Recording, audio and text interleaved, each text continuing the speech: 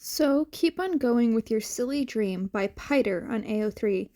This fic may include mentions of suicidal thoughts. That is your warning. Read by Lily6645. Chapter 66. Not yet. Please. Not yet. Summary. Izuku tweaks out, but Eraserhead saves our boy. Move. He had to move. Izuku's fingers twitched. Fingers that he didn't have. Right? He needed to move for real now. He jerked his head back to the scene playing just out of his reach.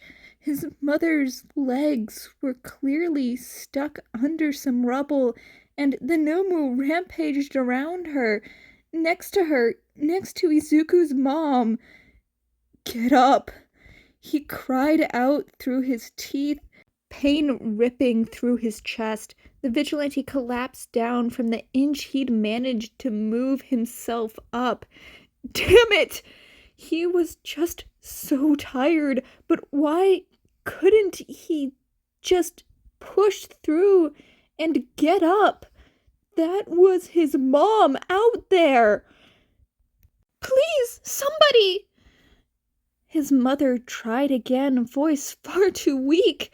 Not weak enough, as the Nomu's attention snapped to her.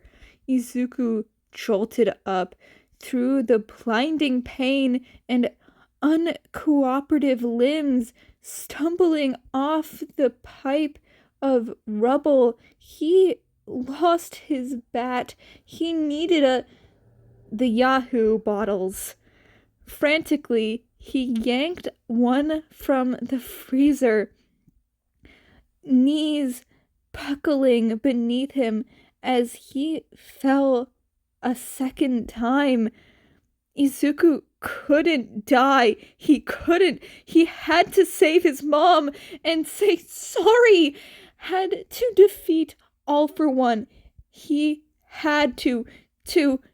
A coughing fit wrecked through his beaten, destroyed body. Blood dripped from his soaked bandana and his torso of hoodie. But not yet. Please, not yet. He didn't care what else happened, just as long as he saved his mom. Just let him make it out. The Nomu was right in front of Izuku's mother. One fist raised to the sky like some horrible mockery of All Might, of heroes. Everything went numb at the sight. Goosebumps rippled, spreading down his arms. It was like someone had shot him with adrenaline. He staggered to his feet. 1 step, 2 steps. He was running forward, feet faster than his tired mind could even hope to keep up with. Don't touch her! Izuku screamed, using the car nearby as a launch pad. The Yahoo bottles slammed into his head with a sickening squelch, glass shattering on impact. A horrible shriek rang over the chaos surrounding Izuku. Didn't care. He yanked it out and hit it again. It had fallen. Repeat. It had quit yanking at Izuku. Repeat. The shrieks had quieted, and his arms had stopped spasming. He had killed it. He had to. He had to. He needed to protect his mom. He had to make sure it was really dead. Repeat. His already sore arms trembled from exhaustion. He could no longer bend his right arm. The one this thing had snapped earlier. It didn't matter. Izuku didn't need it anyways. Repeat. His hands were covered in his own blood and also the blood of the Nomus. He was covered in it. Glass cut deep into his skin. He could only hear his own panicked breathing. No sirens or screams or Kid, Yahoo! Put down the bottle. No, repeat, he had to. You saved her, kid. Look, she's okay. She's unharmed, aside from some bruises, okay? Cautiously, Izuku complied. He almost wished he didn't. His mother stared from the ambulance, looking sick and shocked and disgusted and... Come on, Yahoo. Work with me and let go. Someone, Aizawa, grumbled. She's safe? Izuku asked, all too aware of his high, wobbly voice. He could see the underground hero's face soften from next to him. Yes, problem child. She's safe. I saved her? You saved her. Izuku laughed, a little loud and a lot hysterical. His mom was okay. She was alive. She was disgusted. She hated him. But he saved her. He could feel the adrenaline leaving his system, his nerves catching fire. The vigilante collapsed backwards, knowing Eraserhead would catch him. In both senses, probably. But it wasn't like Izuku was in any condition to run. He ignored the prodding and hissing of his name. The teen was done. He didn't care what happened now, though he did figure that if he lived, he wouldn't just infiltrate the League of Villains. He was going to dismantle the damn thing. No one tried to kill his mom. Everything ached, but felt intact, oddly enough. He could feel something thick around his arm, smell the blood caked onto his bandana, but most prevalently was the exhaustion weighing down his bones. Izuku laid on something cushioned, so definitely not the apartment. There was a back, equally soft to his right. Something warm was set on his sore chest, gentle rumbles sounding through the quiet room. The teen blearily opened his right eye, cringing at the exposure to hideous neon green. He knew this couch, this warmth. His trembling left hand, ungloved, they definitely noticed the lack of fingers, gently slid down the gray cat's back. He wondered where Stroke was. Deku, you're an idiot. A familiar voice hissed in his ear. Izuku jumped in response. Shinso! It was an accident! His words were muddled. Enough Izuku could only hope the purple-haired teen understood.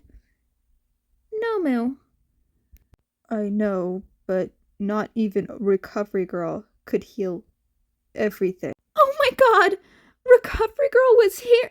Izuku coughed harshly, moving his single good finger and thumb from the cat to his sternum. Ugh! No shit. Despite the harsh words, he could see the hint of panic on the other's face. I'm sorry. You should be, damn it. Shinso ran a hand through his hair with a sigh. You're lucky my dad took pity. He didn't look under the bandana. And like I said, Recover Girl kissed you. She couldn't heal everything because you exhausted yourself. I wish I was awake, Izuku huffed, head gently laying back. I've been been wanting to meet her since forever. The purple-haired teen nodded. Anyways, I'm gonna go get Aizawa since you're up. Huh? Shinso quirked an eyebrow. You are in his house. You know, maybe if you'd stop trying to kill yourself. I know. For a moment, they stared at each other. Seriously, Deku, he grumbled, hand sliding into the pocket of his sweater pants. Stop it. Izuku didn't want to lie. I'll do my best. Shinso nodded and headed back to where he knew the bathrooms were. Oh, right. He wondered if they finally got together after Yamada's little declaration. Probably not, knowing them. The green-haired teen forced the lids of his eyes back open, breath catching in his throat. Black eyes met the lone, exposed green eye. That is the end of chapter 66. On to the next chapter. Chapter 67. It's giving Mandela Catalog. Summary. Izuku is lectured by Aizawa, except he's not? Hey, Eraserhead, Izuku said awkwardly, hand moving back to the gray cat on his chest for comfort. Yahoo! The man's eyes twitched. I know, Recovery Girl is the only reason I'm alive, and that was stupid, and I should have ran since I didn't have the best quirk for fighting Nomu. Never mind the fact he didn't have a quirk at all. And also, I was freaking out and letting my emotions get the best of me, and... Kid, where are the bullets? What? This was a targeted attack against you. Izuku's heart dropped into his feet and stared through the floor. That's... Why? Seriously? Shigaraki confirmed it. We all know you didn't destroy the bullets, so where are they? I did destroy them! Izuku looked away, wincing as he realized Aizawa could see that. The top half of a lens of his goggles had shattered, exposing a green eye. This is serious. Aizawa paused and took a shaky breath, and just as Shinso had previously uttered, "You idiot." Like father, like son, Izuku supposed. Listen. I am... No, you're not. You aren't letting a damn thing I say into your stubborn head of yours. The pro growled, looming over the couch. Both Izuku and the cat shifted nervously. At his silence, the man continued. You almost died. Recovery Girl almost couldn't save you. You've been knocked out a solid 30 hours, and on my couch. Any longer, and I would have taken you to a hospital. Identity be damned. I'm sorry, Izuku whispered. Not the time. Give me the bullets. Go home and take a damn break. His eyes watered slightly, and he gently crouched next to the teen. Kid, please. I can't keep seeing you do this to yourself. I can't. His arms wrapped around the vigilante, one hand pressing his face into Aizawa's shoulder. It felt warm and comfortable and... Wait, no. Eraserhead didn't cry, nor did he usually hug people aside from, of course, Present Mike. He was strict and too awkward for his own good. He'd never let himself be so vulnerable in front of Izuku. He stayed carefully still and untense, and a feeling of unease crawling down his spine. Hell, the guy Izuku knew would have unmasked him and called Tsukachi by now. His near-death experience would have only enforced his logic.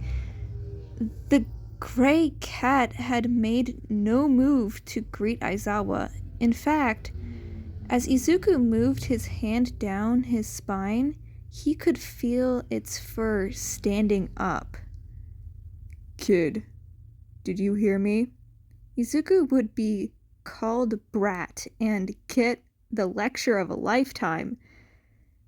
There may be a pat on his head or shoulder, a few stiff words. This was wrong. Wrong. Yahoo! Huh? Izuku pulled back, looking up. "Did you hear me?" "Oh, yeah, Eraserhead. I guess you're right. I'll give me a day? I'll meet you on the roof tomorrow." "That works for me, kid. Be safe." Izuku nodded. "I will." He shuffled out as fast as his exhausted limbs would take him. Thankfully, the elevator had been fixed since his previous stay. As soon as he'd stumbled away, he went to the nearest phone booth and slipped in his emergency quarters, implemented after the Kamino incident. "What?" "Shinso, it's Deku." Didn't you just leave? Which is weird. Are you sure you're..."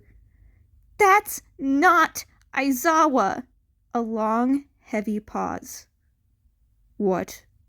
"That isn't him, damn it! It looked like him, but you know Aizawa would have hauled my ass to the hospital or an interrogation room." "Shit. I knew something was off, but I just thought he was weird. What do we do?" "Well..." That is the end of chapter 67 of So Keep On Going With Your Silly Dream by Piter on AO3.